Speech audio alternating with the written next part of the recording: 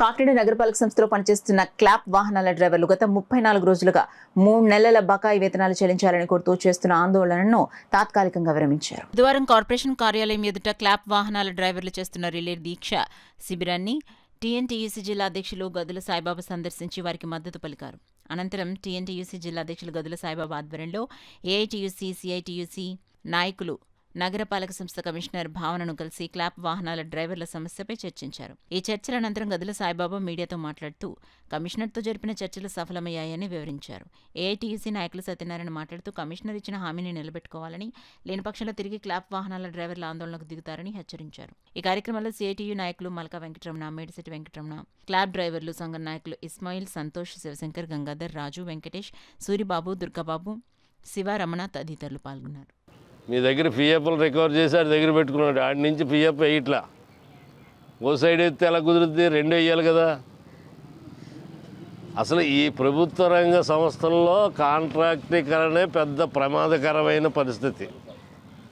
డైరెక్ట్గా వీళ్ళు ఇచ్చే తులమో పొలమో ఈ కార్పొరేషన్ నుంచే జీతాలు పే అవుతుంటే ఈ పరిస్థితులు రావు. పిఎఫ్ బకాయిలు ఉండవు, శాలరీ బకాయిలు ఉండవు. అది జరిగితేనే కానీ ఈ కార్మికుల బాధలు తీరో.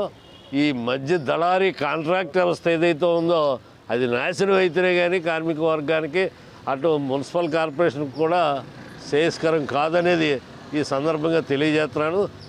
ఈ విషయాన్ని తెలుసుకున్న వాళ్ళు ఈ పరిస్థితిని చక్కబెట్టడానికి ఏ రకంగా చక్కబెట్టాలో ఆలోచించాలని ఈరోజు మన టీఎన్టీయూసీ నాయకులు గదుల సాయిబాబు గారు వచ్చి మన కమిషనర్ గారితో మాట్లాడడం అనేది జరిగింది. కమిషనర్ గారు కూడా సానుకూలంగా స్పందించి జీతాల సమస్య పరిష్కారం చేస్తామనేసి అన్నారనేసి చెప్తూ ఉన్నారు. పరిష్కారం అవ్వాలనేసి మేము కూడా కోరుతున్నాం. 34 రోజుల నుంచి ఆందోళన చేస్తున్నటువంటి కార్మికులు కూడా ధన్యవాదాలు.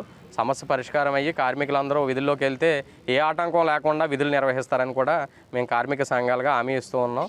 కార్మికులు ఐక్యంగా పనిచేస్తారు, ఎక్కడా కూడా ఏ విధమైన ఇబ్బంది రాదు.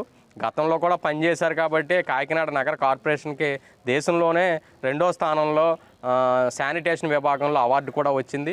ఆ అవార్డు రావడానికి కూడా కీలకమైన కారకులు క్లాప్ వాహన డ్రైవర్లు అనేటువంటి విషయం కూడా గమనంలో ఉండాలి. కాబట్టి ఆ విధంగా పనిచేస్తారనేసి తెలియజేస్తాను. సహకరించినటువంటి నాయకత్వాన్ని కూడా ప్రత్యేకంగా ధన్యవాదాలు. నుంచి వేయడానికి నేను చేస్తాను, కంపల్సరీ వాళ్ళు రావాలా, రాకపోతే మాత్రం శాలరీస్ కట్ చేస్తానని అన్నారు. ఏదైతే వీళ్ళకి బకాయి 3 నెలల బట్టి నుంచి బకాయి ఉందో ఈ రోజున 2 నెలలు జీతాలు వేయడానికి మేడం గారు అంగీకరించారు. మేడం గారు బాధ్యత నాది అని కూడా మేడం గారు చెప్పడం, కమిషనర్ మేడం చెప్పడం జరిగింది.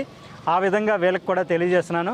వీళ్ళు కూడా మంచి నిర్ణయం తీసుకొని ఇంకా దీక్ష ఇన్ని రోజులు పెట్టి చేశారు కాబట్టి చేయడం మానేసి భరోసాగా ఉన్నటువంటి విషయాలు ఉన్నప్పుడు ఇంకేమన్నా ఉంటే అవి పై అథారిటీస్ ఉన్నటువంటి గవర్నమెంట్ నుంచి ఉన్నటువంటి ఏమన్నా ఉంటే ఆ విషయాలన్నింటి కూడా కూలంకుషంగా మేము చర్చించి మాట్లాడి మా స్థానిక శాసనసభ్యులైనటువంటి వడమాడ వెంకటేశ్వరరావు గారు, కొండబాబు గారి దృష్టికి తీసుకెళ్ళడం జరిగింది. ఆయన పంపిస్తే నేను ఇక్కడికి రావడం జరిగింది. ఆయన మళ్ళీ అధికారులతో మాట్లాడి వీళ్ళకి ఏ విధమైన అన్యాయాలు జరిగాయో అవన్నీ కూడా న్యాయం జరిగేలాగా కార్మికులకు అన్ని విధాలుగా అన్నీ వచ్చేలాగా నిర్ణయం తీసుకుంటామని తెలియజేస్తాను.